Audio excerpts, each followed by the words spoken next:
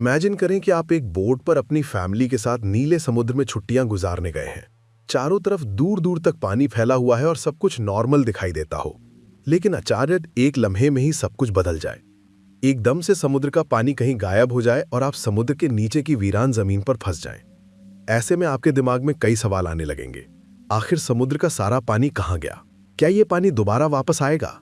तो चलिए इन सभी सवालों के जवाब जानते हैं इस फिल्म से, जो आपको सांसें रोकने पर मजबूर कर देगी। कहानी की शुरुआत में हम एक फैमिली को देखते हैं जो एक बोट पर कैरिबियन ओशन के बीच में मौजूद होती है। ये फैमिली बेन नाम के इस लड़के का बर्थडे सेलिब्रेट करने के लिए समुद्र के बीच आई होती है। एक यादगार पल बनाने के लिए वो सभी बेहद खुश थे, लेकिन उन्हें यह अंदाजा नहीं था कि यह खुशी कुछ ही देर की मेहमान है। कुछ पलों तक सब कुछ नॉर्मल चलता रहता है। जब वो सभी समुद्र का खूबसूरत व्यू एंजॉय कर रहे होते हैं, तभी बेन की मॉम समुद्र में स्विमिंग करने के लिए जंप कर देती है, जबकि बेन और उसके फादर फिशिंग करने में बिजी थे। लेकिन तभी अचानक से बेन की मॉम जूलिया को समुद्र में ऐसा फील होता है जैसे कोई बहुत बड़ी चीज उसके आसपास चक्कर लगा रही हो। जब वो यहां वहां देखती है तो उसे कुछ नजर नहीं आता, लेकिन तभी अचानक कोई उसे समुद्र के अंदर खींच लेता है और साथ ही उनके बोट पर रखे इक्विपमेंट्स तेजी से अलग अलग दिशाओं में हिलने लगते हैं, जैसे कुछ बड़ा होने वाला हो। बेन और टॉम इस बदलते माहौल को समझ नहीं पाते क्योंकि वे फिशिंग में बिजी थे। उधर जूलिया देखती है कि वो बोट से कुछ ही सेकंड्स में काफी दूर जा चुकी है और पानी में डूब रही है। वो खुद को संभालते हुए टॉम को जोर जोर से आवाजें देने लगती है, लेकिन जूलिया बोट से काफी दूर होने की वजह से कोई भी उस पर ध्यान नहीं दे पाता और उसे यह भी महसूस होता है कि समुद्र का पानी बहुत तेजी से पीछे हट रहा है। जूलिया अपनी बेटी कैसी को आवाज देती है, लेकिन कैसी हेडफोन लगाकर सनलाइट एंजॉय कर रही होती है। बेन, कैसी और टॉम में से किसी को भी नहीं पता था कि जूलिया स्विमिंग करने समुद्र में उतरी है। जूलिया उनसे दूर होती जा रही थी, लेकिन तभी किस्मत अच्छी रही और टॉम को हल्की सी जूलिया की आवाज सुनाई देती है। वो उसे देख लेता है और टॉम उसे बचाने के लिए तुरंत समुद्र में जंप कर जाता है। दूसरी तरफ बेन बोट का इंजन स्टार्ट करके बोट को उनकी तरफ ले जाता है। लकीली टॉम जूलिया को डूबने से बचा लेता है। जब वो बोट के पास पहुंचते हैं तो बेन और कैसी दोनों को बोट पर खींच लेते हैं और इस तरह जूलिया की जान बच जाती है। अब बोट पर टॉम अपनी बेटी कैसी पर गुस्सा करता है। वो कहता है कि तुम्हारा ध्यान कहाँ था? मैंने तुमसे कहा था कि जब तुम्हारी मॉम स्विमिंग के लिए समुद्र में उतरेगी तो तुम्हें उस पर नजर रखनी होगी। कैसी माफी मांगते हुए कहती है कि उसने हेडफोन पहन रखे थे। खैर, अब जूलिया सुरक्षित थी। टॉम कहता है कि अब कोई भी बिना बताए स्विमिंग करने नहीं जाएगा, और अगर जाएगा भी तो पहले किसी को इन्फॉर्म करेगा। सभी लोग टॉम की बात से सहमत हो जाते हैं और अब रात होने वाली होती है, इसलिए वो सब बेन का बर्थडे सेलिब्रेट करने की तैयारी करने लगते हैं। रात को बर्थडे सेलिब्रेट करने के बाद कैसी के बॉयफ्रेंड का वीडियो कॉल आ जाता है। कैसी उसे बताती है कि वो सभी बोट में काफी एंजॉय कर रहे हैं, लेकिन उसका बॉयफ्रेंड कहता है कि तुम लोगों को जल्द से जल्द सरफेस पर आना चाहिए। यहाँ टीवी पर बता रहे हैं कि कुछ बहुत बड़ा होने वाला है, कुछ ऐसा जो पूरी दुनिया के लिए बेहद अनयूजुअल होगा। ये सुनते ही कैसी नोटिस करती है कि उसके बॉयफ्रेंड के पीछे शहर में एक बहुत बड़ा तूफान आ रहा है। ये देखकर वो परेशान हो जाती है, क्योंकि उस समय ये लोग किसी सेफ जगह पर बिल्कुल नहीं थे। वो उससे और बातें करने लगती है कि तभी अचानक कॉल कट जाता है। ये बात वो जाकर अपनी मॉम डैड को बताती है, जिसके बाद सब लोग अपनी बोट की सेफ्टी चेक करने लगते हैं। चेक करते हुए वो नोटिस करते हैं कि उनकी बोट के आसपास बहुत सारी व्हेल और शार्क फिश घूम रही हैं, जबकि इस एरिया में व्हेल्स या शार्क मछलियां नहीं पाई जाती। टॉम एक ओशन एक्सप्लोरर था, इसलिए वो समझ जाता है कि व्हेल और शार्क ऐसा किसी बड़े भयानक तूफान के आने से पहले ही करती हैं। आने वाले तूफान का अंदाजा हो चुका था, लेकिन उससे पहले उन्हें शार्क से निपटना था। इससे पहले कि वे कुछ कर पाते, तभी अचानक उनकी बोट को एक जोरदार झटका लगता है। सब घबरा जाते हैं। टॉम समझ जाता है कि बोट के नीचे किसी बड़े क्रिएचर ने टक्कर मारी है। इसे चेक करने के लिए वो पानी में जाता है। वो देखता है कि बोट के नीचे बहुत बड़ा डेंट आ चुका है, जो निश्चित ही किसी विशाल शार्क ने दिया था। ये देखने के बाद जब टॉम वापस आता है तो उसके कंधे पर गहरी चोट लगी होती है। ये देखकर जूलिया उसके जख्म पर स्टिचेस लगाती है। यहाँ टॉम अपनी फैमिली को बताता है कि शार्क के लगाए इस डेंट की वजह से इंजन खराब हो गया है और अब वे बोट को आगे नहीं ले जा पाएंगे।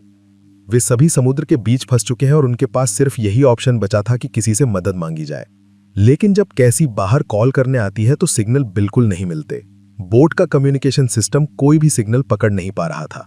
सब परेशान थे कि अचानक ऐसा क्यों हो रहा है।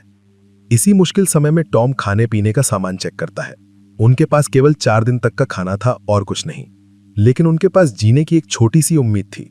ये लोग एक शिपिंग रूट पर थे और उम्मीद थी कि कोई ना कोई शिप इन्हें देखते हुए गुजर जाएगा। इन्हीं बातों के बीच उन्हें बाहर से एक जोरदार आवाज सुनाई देती है।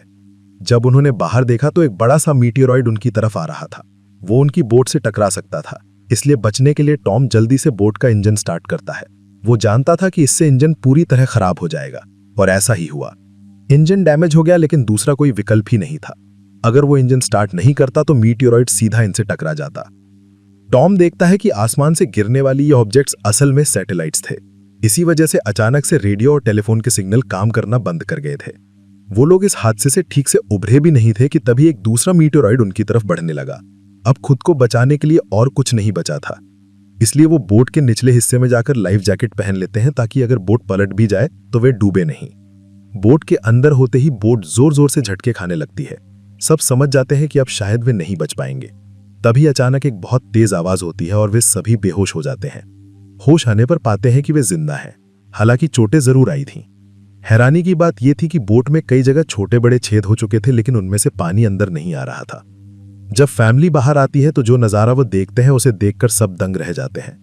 बोट के नीचे पानी नहीं था, चारों तरफ जमीन पर मछलियां पड़ी थीं और बोट एक वीरान पहाड़ी जैसे इलाके में खड़ी थी, जैसे वे किसी दूसरी दुनिया में पहुंच गए हों। ये जगह पूरी तरह बदल चुकी थी।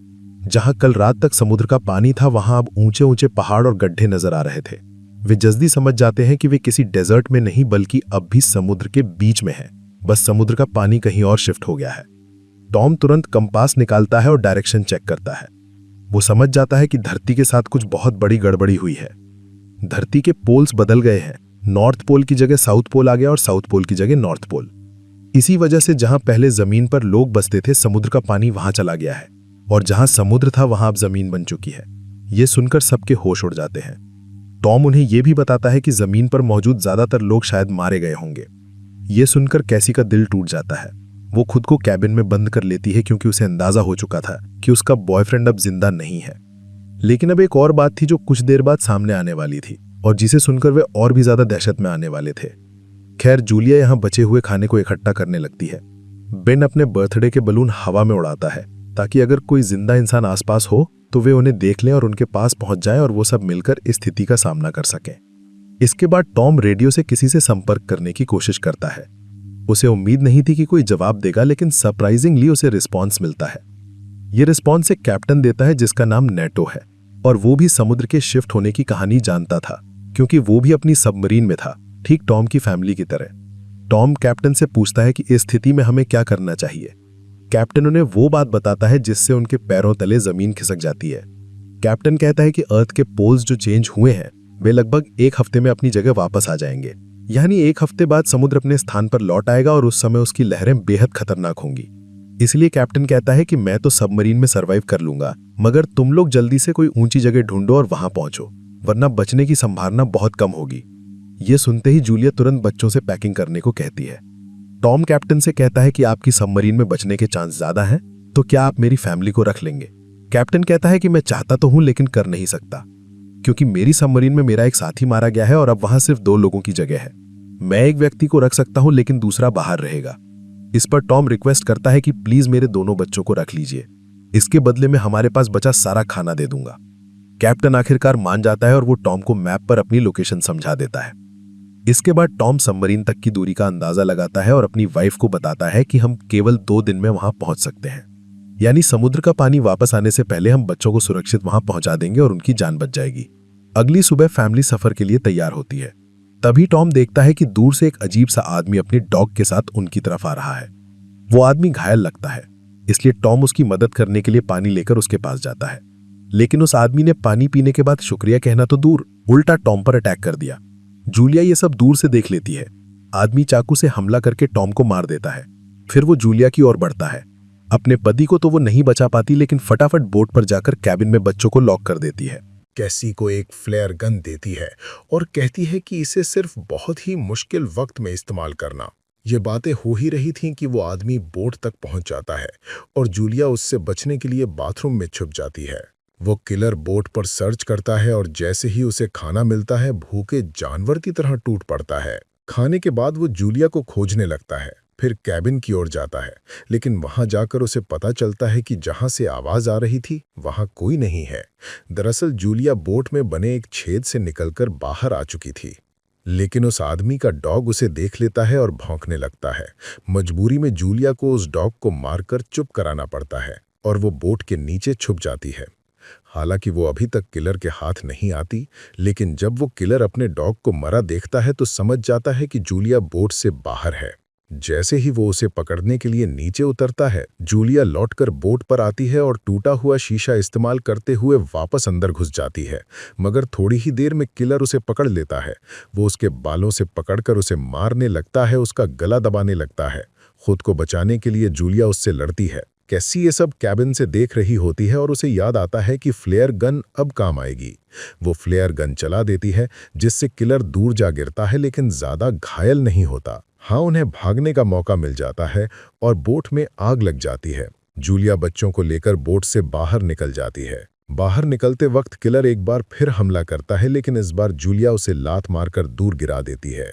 बाहर आकर कैसी और बेन अपने पिता की मृतदेह देखकर फूट फूट कर रो पड़ते हैं। ये सब किसी ने उम्मीद नहीं की थी। बेन खुद को दोषी मानते हुए कहता है कि मैंने अगर बलून हवा में ना उड़ाए होते तो वो आदमी हमें देखकर यहाँ नहीं आता। जूलिया भी अपने पति से लिपटकर रो रही होती है कि तभी वो देखती है कि किलर जलती हुई बोट से बाहर निकल आया है। अब यहाँ रुकना सेफ नहीं था, इसलिए वो बच्चों को लेकर भागती है। थोड़ी ही देर बाद बोट ब्लास्ट हो जाती है। भागते भागते वे थक जाते हैं और एक पहाड़ी के पीछे रुके रहते हैं, ये सोचकर कि शायद किलर पीछा छोड़ चुका है। बेन अभी भी रो रहा था। कैसी उसे हौसला देते हुए पानी देती है, लेकिन वो इनकार कर देता है। जूलिया उसे समझाती है कि इसमें उसकी कोई गलती नहीं, तुमने तो मदद के लिए बलून उड़ाए थे। तभी वो देखती है कि किलर अभी भी उनका पीछा कर रहा है। तीनों फिर भागते हैं। वो लगातार थकते हुए भी भाग रहे थे और पीछे मुड़कर देखकर हर बार पाते कि किलर उनके पीछे है। लगातार भागते हुए वे एक ऐसे इलाके में पहुंचते हैं जहां जहरीला पानी था। यहां से गुजरना बेहद खतरनाक था, लेकिन जूलिया बच्चों को पार करवाती है। एसिड पार करने के बाद उनकी हालत खराब हो जाती है और वो नोटिस करती है कि बेन डिहाइड्रेट हो चुका है। उनके पास पानी की आखिरी बूंदें थीं जो वो बेन को देती हैं, लेकिन उसकी प्यास नहीं बुझती। यहाँ कैसी हिम्मत हारने लगती है। वो कहती है कि जिन दिशाओं में हम जा रहे हैं वहां सबमरीन होगी भी या नहीं पता नहीं, लेकिन जूलिया उसे डांट कर कहती है कि चुप रहो और वही करो जो मैं कह रही हूँ। हम आगे बढ़ेंगे और मैं तुम्हें बचाऊंगी। उनकी बात मानकर वे फिर चलते हैं और आगे उन्हें एक पुराना प्लेन दिखता है जो शायद सालों पहले समुद्र में गिरा था। वे उसके अंदर छिप जाते हैं। जूलिया अपनी फैमिली की वो फोटो देखती है जो उन्होंने पिछली रात ली थी और सब टॉम को याद करते हैं। एक ही दिन में इतना सब हो जाएगा, किसी को विश्वास नहीं होता। रात हो चुकी थी और सभी थक चुके थे। कैसी और बेन सो जाते हैं। तभी एक आवाज से कैसी की नींद खुलती है। वो बाहर झांककर देखती है कि वही किलर फिर पहुंच रहा है। अब उन्हें उससे जान बचानी ही थी। कैसी वहीं बैठकर सोने का नाटक करती है। किलर सोचता है कि वो सो रही है और जैसे ही वो हमला करने आता है, जूलिया पीछे से वार करती है। इस बार जूलिया बेहद गुस्से में होती है। वो उस पर इतने वार करती है कि आखिरकार उसकी जान ले लेती है। इस तरह उनका सबसे बड़ा खतरा खत्म हो जाता है और जूलिया चैन की नींद सो जाती है। सुबह उठकर देखते हैं कि किलर की बॉडी भयानक रूप से फटी हुई है। किसी क्रीचर ने उसे काटकर अंदर से खोखला कर दिया था, जिससे समझ आ गया कि आसपास बहुत खतरनाक जीव है। अब उन्हें तेजी से कैप्टन की सबमरीन तक पहुंचना था। जूलिया मैप देख रही थी और उसी दौरान बेन पानी की तलाश में भटक रहा था। आगे जाकर उसे पानी दिखता है और वो बिना सोचे समझे पीने लगता है। जूलिया ने मना किया था क्योंकि वो तालाब जहरीला था, लेकिन बेन बहुत प्यासा था। जूलिया दौड़कर उसे रोकती है, लेकिन तब तक वो काफी पानी पी चुका था। थोड़ी ही देर में बेन बीमार हो जाता है और चल नहीं पाता, इसलिए वे एक शेल्टर बनाकर आराम करते हैं। तभी जूलिया को अजीब आवाजें सुनाई देती हैं। बाहर जाकर देखती है कि ढेर सारे केकड़े उनकी ओर आ रहे हैं। इससे बचने के लिए वे भागने लगते हैं। आगे चलकर उन्हें एक बहुत बड़ी शिप दिखती है, एक कार्गो शिप जिसके कंटेनर्स में कई लोग छुपे थे। इन तीनों को देखते ही वे लोग कंटेनर में छुप जाते हैं, क्योंकि उनके पीछे किलर नहीं बल्कि भयानक केकड़े थे। तीनों कंटेनर के पास जाकर दरवाजा खोलने की गुहार लगाते हैं, लेकिन कोई नहीं खोलता और केकड़ों की विशाल सेना उनके पीछे थी। अब इनके पास कोई और रास्ता नहीं था, इसलिए जूलिया और बच्चे कंटेनर के ऊपर चढ़ने का फैसला करते हैं। जूलिया पहले बच्चों को ऊपर चढ़ाती है। जैसे ही वो खुद ऊपर चढ़ती है, एक केकड़ा उसके पैर में काट लेता है। वो दर्द में होते हुए भी ऊपर आ जाती है और अपने जख्म पर स्कार्फ बांधकर बेहोश हो जाती है। कैसी और बेन देखते हैं कि केकड़े कंटेनर काटकर अंदर घुस जाते हैं और वहां मौजूद लोगों पर हमला कर देते हैं। लोग हथियारों से मुकाबला करने की कोशिश करते हैं, लेकिन केकड़ों की संख्या इतनी ज्यादा होती है कि वो टिक नहीं पाते और सब मारे जाते हैं। अगली सुबह जूलिया को होश आता है। वो देखती है कि बच्चे वहां नहीं हैं। वो घबरा जाती है कि कहीं उन्हें कुछ हो ना गया हो। तभी दूर से कैसी और बेन आते दिखते हैं। वे खाने पीने और हथियारों की तलाश में गए थे। अब वहां केकड़े नहीं थे। जूलिया अपने जख्म को ठीक करती है जबकि बेन कंटेनर में पड़े मरे लोगों से हथियार इकट्ठा करता है ताकि जरूरत पड़ने पर इस्तेमाल किए जा सकें। उन्हें थोड़ा बहुत खाना भी मिल जाता है। इसके बाद जूलिया कैप्टन से संपर्क करती है, लेकिन कैप्टन बताता है कि उस पर भी इन क्रीचर्स ने हमला किया है और वो बुरी तरह घायल है। वो कहता है कि मैं अब तुम्हारी मदद नहीं कर पाऊंगा, और ये भी बताता है कि समुद्र का पानी अब बहुत जल्द अपनी जगह लौटने वाला है, इसीलिए ये सी क्रीचर्स वापस आए हैं। ये सुनकर जूलिया रो पड़ती है क्योंकि उनका मैप भी रात की भागदौड़ में खो चुका था और अब उन्हें सबमरीन की दिशा भी नहीं पता थी। कैप्टन उनकी मदद के लिए फ्लेयर गन से हवा में फायर करता है और बेन उसे देख लेता है, लेकिन वो जगह बहुत दूर थी। वे तेजी से सबमरीन की तरफ बढ़ते हैं, लेकिन वहां तक पहुंचना आसान नहीं था। उन्हें एक खतरनाक चट्टानी रास्ते से गुजरना था जहां किसी भी वक्त केकड़े हमला कर सकते थे। कैसी को अपनी मां की चिंता होने लगती है। वो सोचती है कि कैप्टन तो केवल 2 बच्चों को सबमरीन मिलेगा, तो मां का क्या होगा। जूलिया उसे समझाती है कि अब इस बारे में मत सोचो, पहले सबमरीन तक पहुंचो, फिर डिसाइड करेंगे। और वो कहती है, चलो आगे बढ़ो। लेकिन आगे बढ़ते हुए किस्मत फिर साथ नहीं देती। वहां लैंडस्लाइड शुरू हो जाती है और जूलिया, जो सबसे पीछे थी, एक बड़े पत्थर के नीचे फंस जाती है। कैसी अपनी मां को छोड़कर आगे नहीं जाना चाहती थी, लेकिन जूलिया उसे कसम देकर कहती है कि तुम हर हाल में खुद और अपने भाई को बचाओ। इसीलिए कैसी बेन को लेकर आगे बढ़ती है। जब वे सबमरीन तक पहुंचते हैं तो वहां कोई नहीं मिलता। दोनों जोर जोर से सबमरीन का दरवाजा खटखटाते हैं। तभी पीछे से कैप्टन आता है, गंभीर रूप से घायल। कैप्टन कहता है, सबमरीन में 3 लोग बैठ सकते हैं और मेरे बचने की उम्मीद बहुत कम है। अगर मैं सबमरीन में बैठकर पानी से बच भी गया तब भी मैं जिंदा नहीं रहूंगा। यह सुनकर कैसी तेजी से पीछे मुड़ती है और जूलिया की ओर जाती है, लेकिन उधर फिर से केकड़ों का सैलाब आ जाता है। जूलिया उनसे गन से शूट करती है, लेकिन गोलियां खत्म हो जाती हैं। तभी किसी क्रीचर के पहुंचने से पहले कैसी ऊपर से हाथ देती है और जूलिया को बाहर खींच लेती है। दोनों वहां से भागते हुए सबमरीन तक पहुंचते हैं। वे बिना समय गंवाए सबमरीन के अंदर बैठ जाते हैं और केकड़े पीछे पहुंच जाते हैं।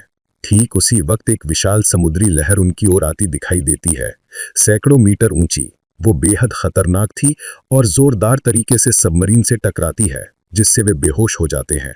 जूलिया को जब होश आता है तो पाती है कि सबमरीन पानी में नहीं, बल्कि उस बड़ी लहर ने उन्हें बहाकर एक शहर तक पहुंचा दिया है। एक ऐसा शहर जो पूरी तरह तबाह हो चुका था। इसे देखकर साफ लगता है कि जमीन पर इंसानों का लगभग सफाया हो चुका है और बस इसी दृश्य के साथ फिल्म खत्म हो जाती है। अगर वीडियो आपको अच्छी लगी हो तो हमारे चैनल को सब्सक्राइब और वीडियो को लाइक जरूर कीजिएगा। मिलते हैं अगली वीडियो में।